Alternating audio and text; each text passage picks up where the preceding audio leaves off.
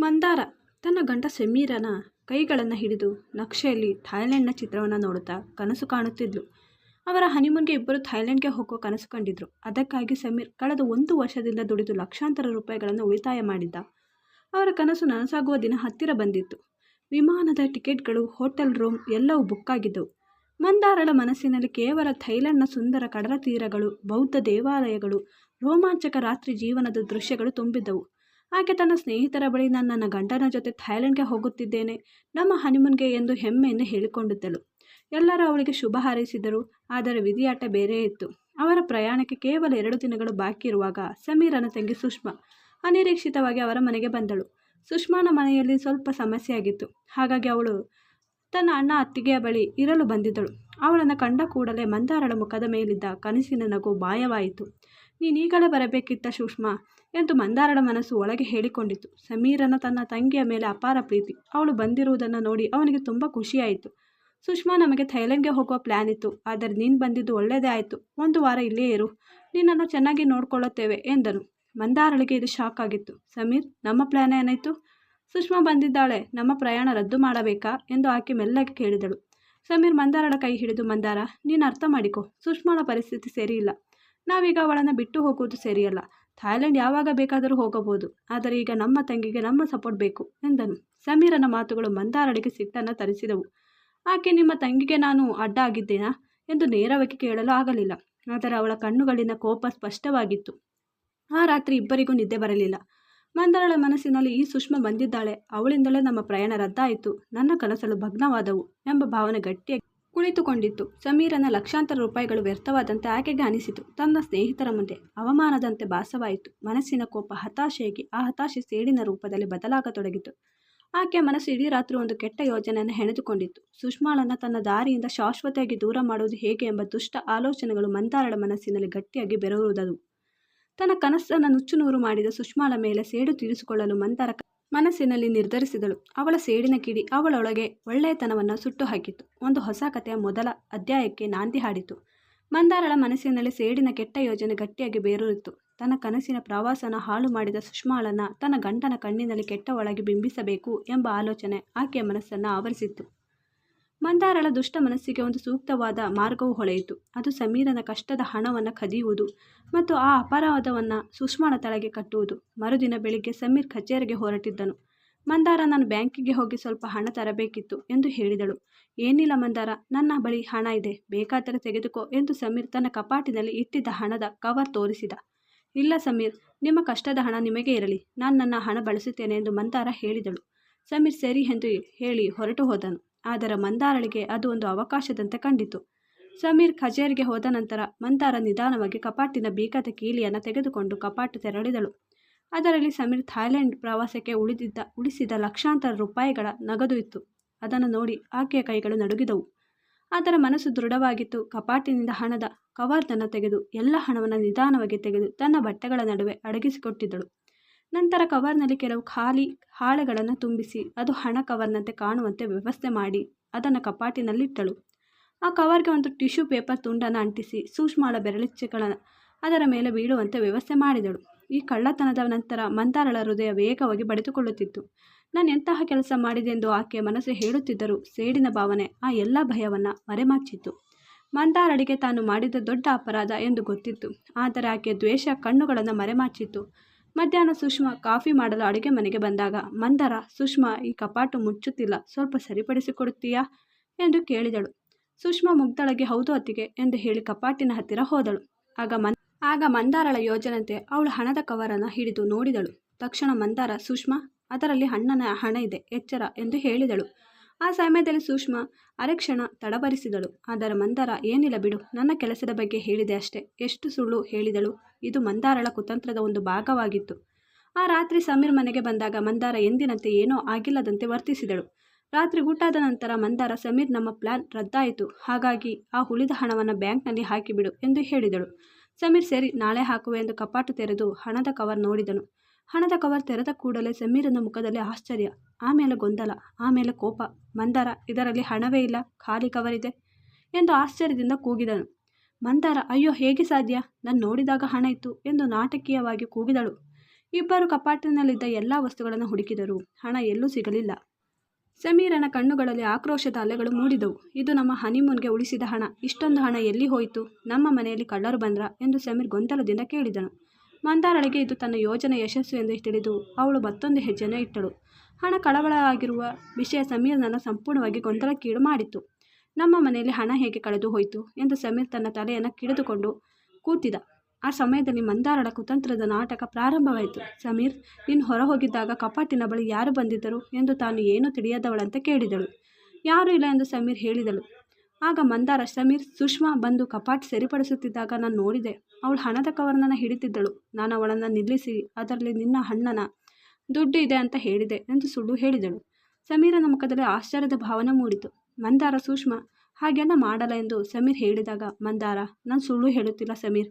ಆ ಕವರ್ ಮೇಲೆ ಸುಷ್ಮಾಳ ಬೆರಳಚ್ಚು ಇರಬಹುದು ನೋಡು ಎಂದು ಹಣದ ಖಾಲಿ ಕವರನ್ನು ಸಮೀರನ ಕೈಗೆ ಕೊಟ್ಟಳು.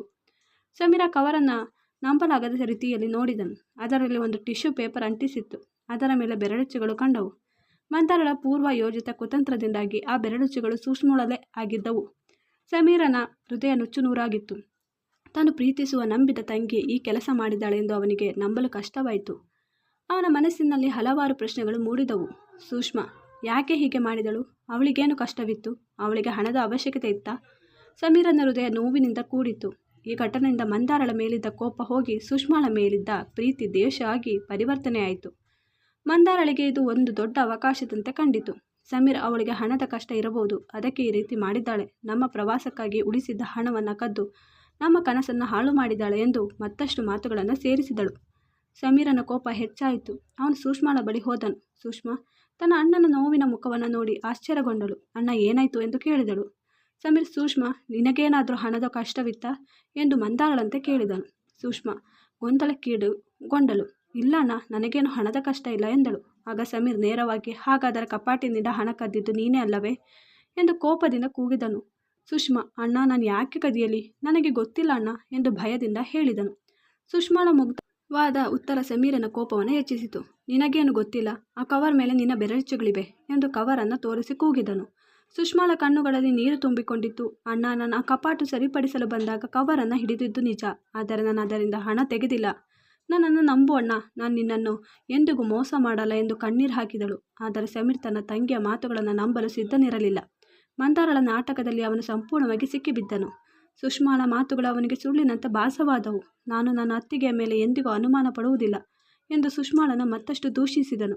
ಮಂದಾರಳ ಕುತಂತ್ರ ಜಾಲದಲ್ಲಿ ಸಿಕ್ಕಿಬಿದ್ದ ಸುಷ್ಮಾ ತಾನು ಮಾಡದ ತಪ್ಪಿಗೆ ಶಿಕ್ಷೆ ಅನುಭವಿಸಲು ಸಿದ್ಧಳಾಗಿದ್ದಳು.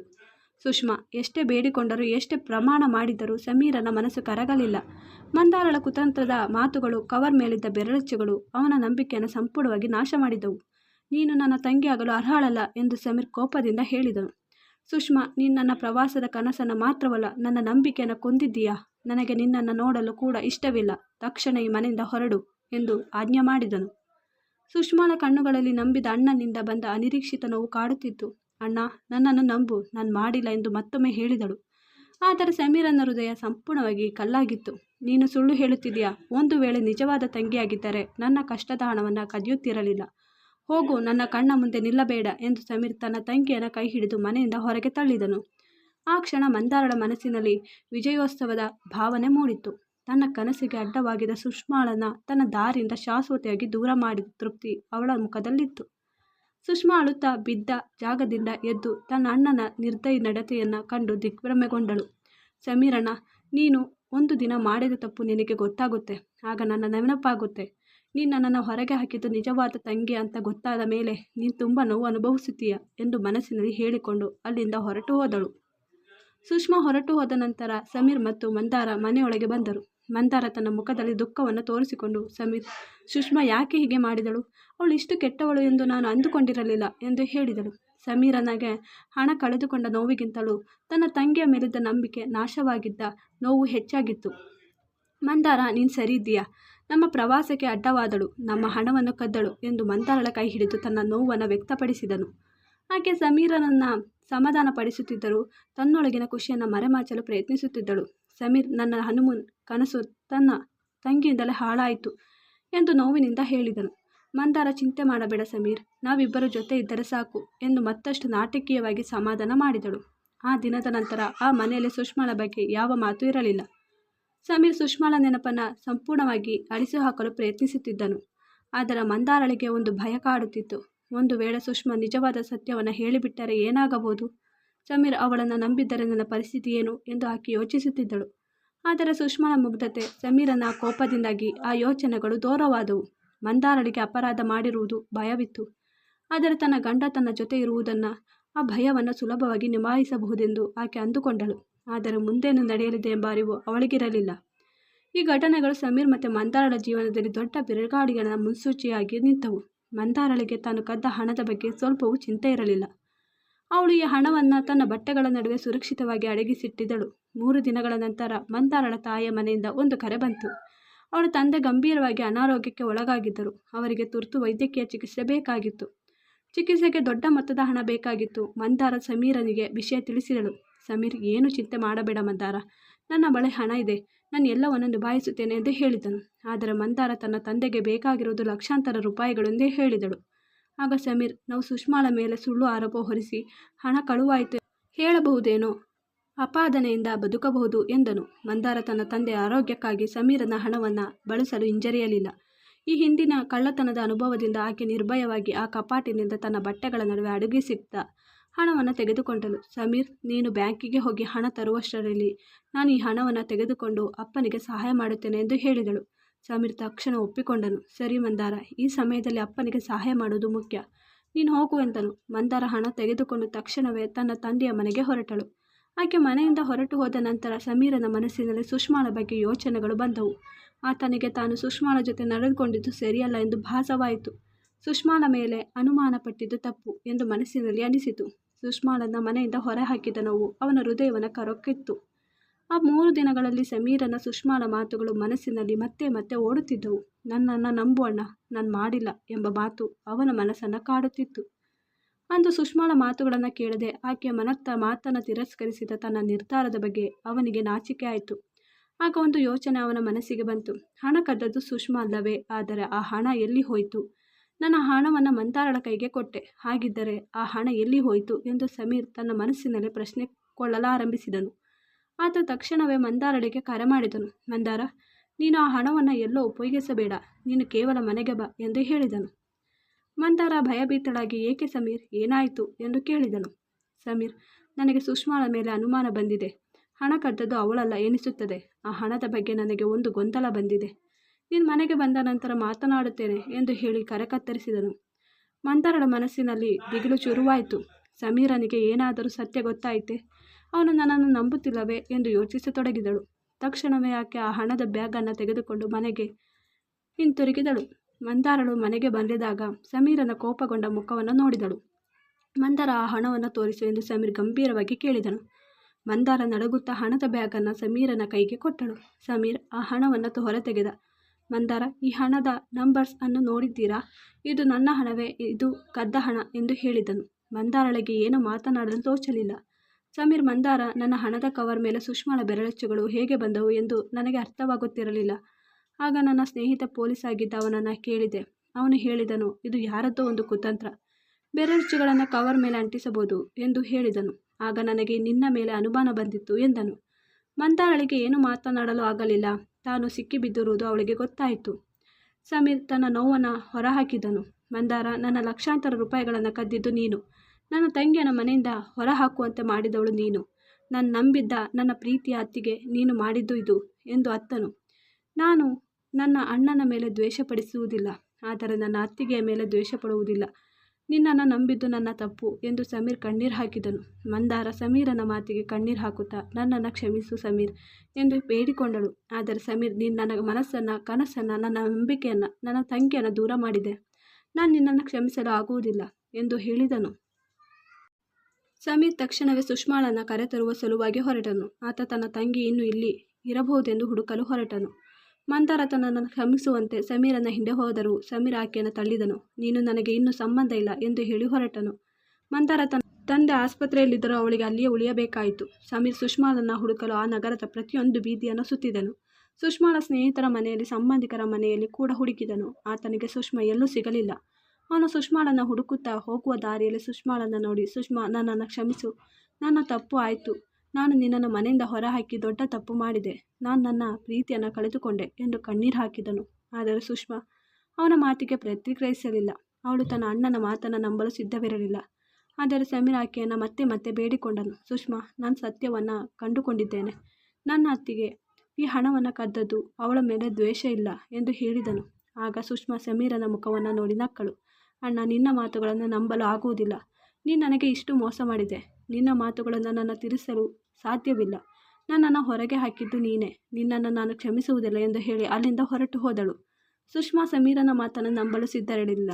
ಸಮೀರ್ ನಿರಂತರವಾಗಿ ಅವಳನ್ನು ಕ್ಷಮಿಸಲು ಬೇಡಿಕೊಂಡನು. ಆದರೆ ಸುಷ್ಮಾ ಅವನ ಮಾತನ್ನು ಕೇಳಲು ಸಿದ್ಧರಿರಲಿಲ್ಲ. ಸುಷ್ಮಾ ತನ್ನ ಅಣ್ಣನಿಗೆ ನನ್ನನ್ನು ಕ್ಷಮಿಸಲು ಬೇಡಿಕೊಂಡರೂ ನಾನು ನಿನ್ನನ್ನು ಕ್ಷಮಿಸಲು ಸಾಧ್ಯವಿಲ್ಲ ಎಂದು ಹೇಳಿದಳು. ಸಮೀರ್ ನನ್ನ ಅತ್ತಿಗೆ ಮಾಡಿದ್ದು ನನ್ನ ತಪ್ಪು. ನಾನು ಅವಳ ಮಾತನ್ನು ನಂಬಿದೆ. ನನಗೆ ದಯವಿಟ್ಟು ಅವಕಾಶ ಕೊಡು ಎಂದು ಹೇಳಿದನು. ಆದರೆ ಸುಷ್ಮಾ, ಇಲ್ಲ ಅಣ್ಣ, ನಾನು ನಿನ್ನನ್ನು ದೂರ ಮಾಡಿಲ್ಲ, ನೀನು ನನ್ನನ್ನು ದೂರ ಮಾಡಿದೆ ಎಂದು ಹೇಳಿದಳು. ಸಮೀರ್ ತನ್ನ ತಂಗಿಯಂತೆ ಕ್ಷಮಿಸಲು ತುಂಬ ಪ್ರಯತ್ನಿಸಿದನು. ಆದರೆ ಸುಷ್ಮಾ ತನ್ನ ನಿರ್ಧಾರಕ್ಕೆ ಕಟ್ಟು ಬಿದ್ದಳು. ಸಮೀರನಿಗೆ ತನ್ನ ತಪ್ಪು ಅರ್ಥವಾಯಿತು. ಅವನು ಮಂದಾರಳೊಂದಿಗೆ ಸಂಪೂರ್ಣವಾಗಿ ಮುರಿದುಕೊಂಡು ಅವಳನ್ನು ಮನೆಗೆ ಬರಲು ಬಿಡಲಿಲ್ಲ. ಆತ ತನ್ನ ವಕೀಲರ ಮೂಲಕ ಮಂದಾರಳನ್ನು ದೂರವಿರಿಸಲು ಒಂದು ದೂರು ದಾಖಲಿಸಿದನು. ಸುಷ್ಮಾ ತನ್ನ ಜೀವನವನ್ನು ತನ್ನದೇ ಆದ ರೀತಿಯಲ್ಲಿ ನಡೆಸಲು ಪ್ರಾರಂಭಿಸಿದಳು. ಅವಳು ತನ್ನ ಸ್ನೇಹಿತರೊಂದಿಗೆ ಒಂದು ಚಿಕ್ಕ ವ್ಯಾಪಾರ ಆರಂಭಿಸಿ ಸ್ವತಂತ್ರವಾಗಿ ಬದುಕಲು ಆರಂಭಿಸಿದಳು. 1 ವರ್ಷದ ನಂತರ ಸಮೀರನಿಗೆ ತನ್ನ ಅಣ್ಣನಿಗೆ ತಾನು ಮಾಡಿರೋ ತಪ್ಪು ಅರ್ಥವಾಗಿತ್ತು. ಅವನು ಸುಷ್ಮಾಳ ಬಳಿ ಮತ್ತೆ ಹೋದನು. ಸುಷ್ಮಾ, ನನ್ನ ಜೀವನದಲ್ಲಿ ನಾನು ಮಾಡಿದ ತಪ್ಪನ್ನು ಅರಿತುಕೊಂಡೆ. ನಾನು ಒಬ್ಬ ಹೊಸ ವ್ಯಕ್ತಿಯಾಗಿ ಬದುಕಲು ಬಯಸುತ್ತೇನೆ. ನಾನು ನಿನ್ನನ್ನು ಕಳೆದುಕೊಂಡೆ. ದಯವಿಟ್ಟು ನನಗೆ ಅವಕಾಶ ಕೊಡು ಎಂದು ಹೇಳಿದನು. ಸುಷ್ಮಾ ಸಮೀರನ ಮುಖದಲ್ಲಿನ ಪ್ರಾಮಾಣಿಕತೆಯನ್ನು ನೋಡಿದಳು. ಅವಳು ತನ್ನ ಅಣ್ಣನನ್ನು ಮತ್ತೊಮ್ಮೆ ಕ್ಷಮಿಸಲು ನಿರ್ಧರಿಸಿದಳು. ಅವಳು ತನ್ನ ಅಣ್ಣನನ್ನು ಮನೆಯೊಳಗೆ ಸೇರಿಸಿಕೊಂಡು, ಅಣ್ಣ, ನೀನು ನನ್ನ ಜೊತೆ ಇದ್ದರೆ ನಾನು ನಿನ್ನನ್ನು ಕ್ಷಮಿಸುತ್ತೇನೆ ಎಂದು ಹೇಳಿದಳು. ಸುಷ್ಮಾ ಮತ್ತು ಸಮೀರ್ ತಮ್ಮ ಜೀವನದಲ್ಲಿ ಹೊಸ ಅಧ್ಯಾಯವನ್ನು ಪ್ರಾರಂಭಿಸಿದರು. ಸಮೀರನಿಗೆ ತನ್ನ ಪ್ರೀತಿಯ ತಂಗಿ ಮತ್ತೆ ಸಿಕ್ಕಿದ್ದಕ್ಕೆ ಸಂತೋಷವಾಯಿತು. ಅವನು ಮತ್ತೆ ತನ್ನ ಜೀವನದಲ್ಲಿ ಸಂತೋಷವನ್ನು ಕಂಡುಕೊಂಡನು. ಮಂದಾರಳಿಗೆ ತಾನು ಮಾಡಿದ ತಪ್ಪಿಗೆ ಶಿಕ್ಷೆ ಆಯಿತು. ಅವಳು ತನ್ನ ಎಲ್ಲ ಆಸ್ತಿಯನ್ನು ಕಳೆದುಕೊಂಡಳು. ತನ್ನ ಕುಟುಂಬದಿಂದ ದೂರವಾದಳು. ಇದು ಕೇವಲ ಅವಳ ಕುತಂತ್ರದ ಕಾರಣದಿಂದಾಯಿತು. ಈ ಕಥೆಯು ಒಂದು ಸತ್ಯವನ್ನು ನಮಗೆ ಕಲಿಸಿಕೊಡುತ್ತದೆ. ಅದು ದ್ವೇಷ, ಅಸೂಯೆ ಮತ್ತು ಕುತಂತ್ರದ ಹಾದಿಯಲ್ಲಿ ಜೀವನವನ್ನು ನಡೆಸಿದರೆ ಕಳೆದು ಹೋಗುವುದು ಕೇವಲ ನಮ್ಮಿಂದಲ್ಲ, ನಮ್ಮ ಸುತ್ತಮುತ್ತಲಿನ ನಮ್ಮ ಪ್ರೀತಿಯಿಂದ ಕೂಡ. ಈ ಸ್ಟೋರಿ ಇಷ್ಟ ಆದರೆ ಪ್ಲೀಸ್ ಚಾನಲ್ ಲೈಕ್ ಮಾಡಿ, ಚಾನಲ್ ಸಬ್ಸ್ಕ್ರೈಬ್ ಮಾಡೋದನ್ನು ಮರಿಬೇಡಿ. Thanks for watching.